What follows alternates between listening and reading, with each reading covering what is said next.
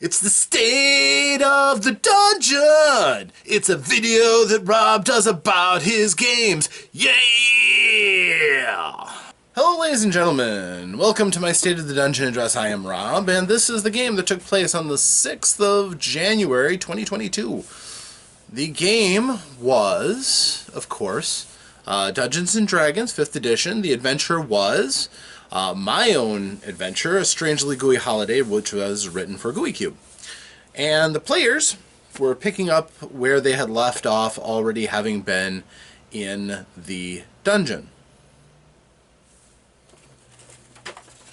This is where I need to pick up right here. So,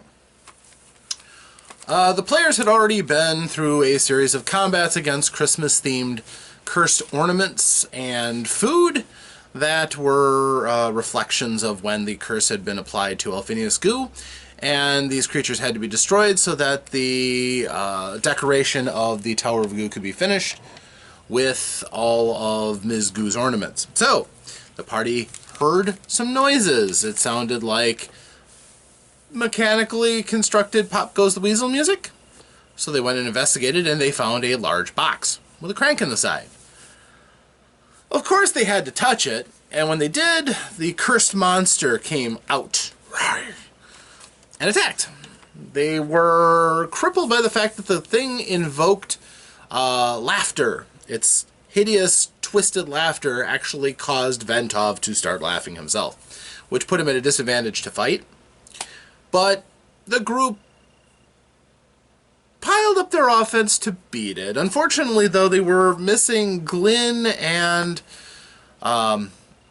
Haranen, who unfortunately their players were out because of COVID quarantine. So they fought well, and eventually they defeated it. The creature did land a couple of telling blows, so they were a little battered after the fight.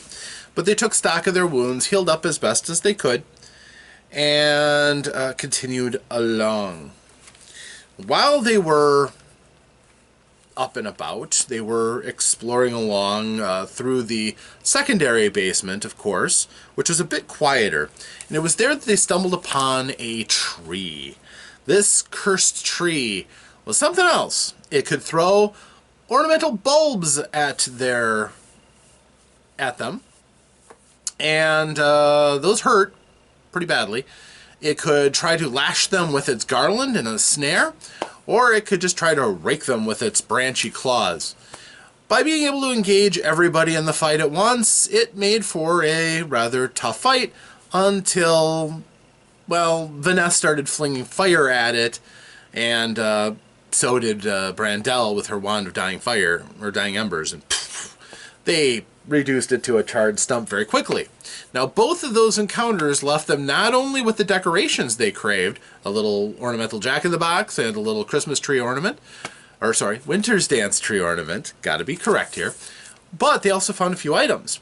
In the jack-in-the-box, after they cranked the little thing, the little clown popped out, but he had a ring on his hand.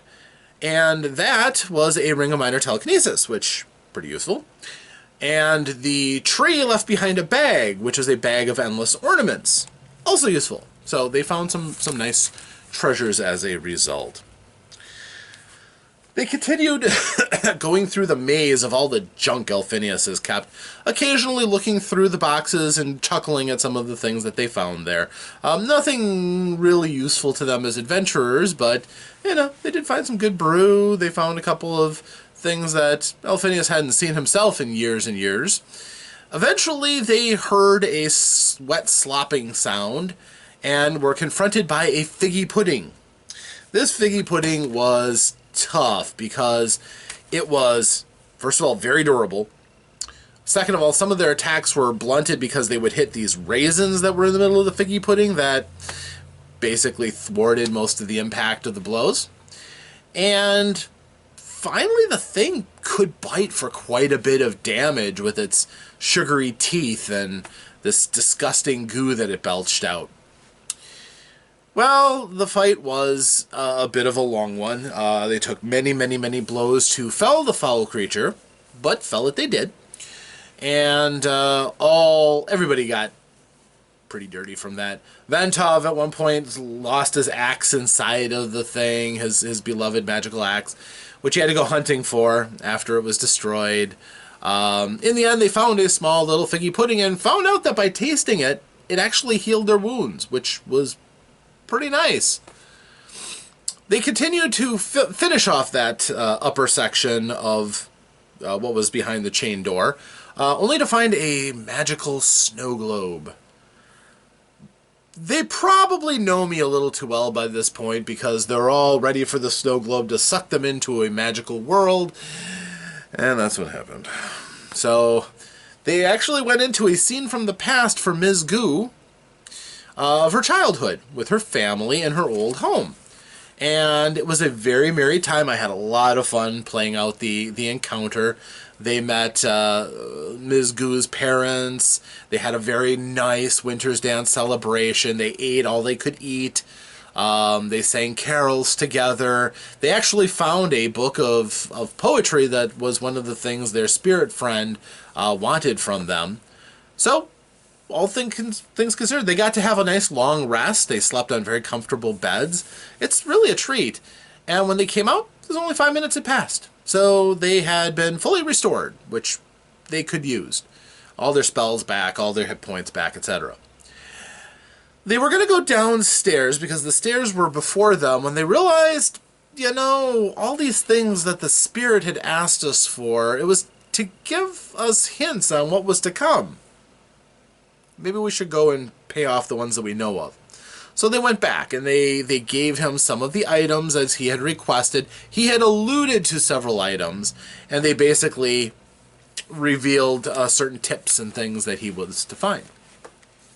And so he was very happy to find to get the various items that they'd offered him, and he gave them some hints that maybe weren't all relevant anymore, but you know, different groups will take different paths, I suppose. So they then went back down into the lowest part of the basement. Again, darker down here. This is a place that Elphinius doesn't go very often himself. And at first they just kind of looked around, didn't explore much. They had a tip that Elphinius had an apprentice that was stuck down here, and she was at the first door they could see. So they saw the door, they beeline right to that door. And then they started thinking, maybe we should look around a bit first, just to make sure we do a clear sweep. I mean, there's more ornaments we have to get. We're at full health. Not a bad idea. And that's when they got surprised by the candy cane snake. The snake didn't last very long. They chewed through it very quickly. Ventov smote it mightily. Brandel nailed it pretty good with a barrage of her magics. And of course, too, Crendon was able to lash it pretty strongly. All told, they pooled their resources together and they smote the snake. It didn't stand much of a chance. Sad to say. Then, exploring around before they went through the door, they also found the dangerous purple jello mold. Again, a fight that kind of underwhelmed in its execution.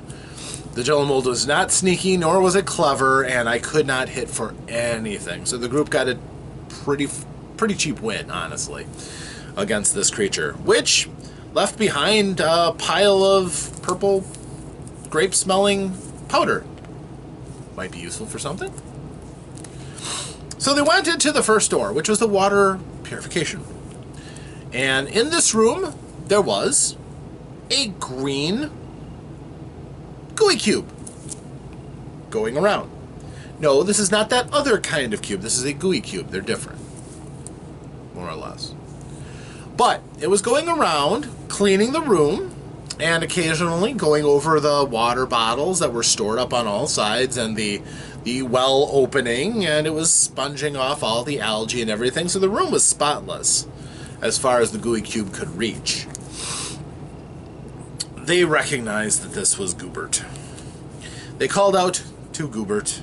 Goobert didn't pay them a great deal of attention, but it didn't move to attack them, which they took as acknowledgement that this was who they were looking for.